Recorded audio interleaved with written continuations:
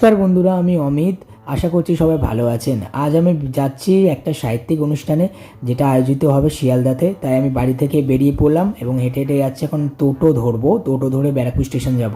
Finally আমি টোটোতে উঠে পড়েছি। দেখুন, এই ব্যারাকপুর স্টেশনে নামলাম, নেমে এখন টিকিট কেটে নিয়েছি। এই যে টিকিট, এখন আমি যাব শিয়ালদায়। দেখতেই পাচ্ছ বন্ধুরা, এখন আমি স্টেশনের দিকে যাচ্ছি। এই যে দেখতে পাচ্ছ সবাই, এত সুন্দর আমাদের ব্যারাকপুর স্টেশন। এবং দাঁড়াতে দাঁড়াতে অনেক লেটে ট্রেনটা ঢুকলো। দেখতেই পাচ্ছ ট্রেন চলে এসছে।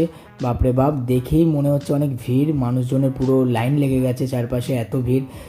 ট্রেনে অনেক ভিড়, আর ভাল লাগছে না, অনেক বোরিং ফিল করছি। যাই হোক, অনেক ধাক্কা সামলে এখন আমি ফাইনালি নামলাম শিয়ালদায়। চলো যাওয়া যাক প্রোগ্রামে।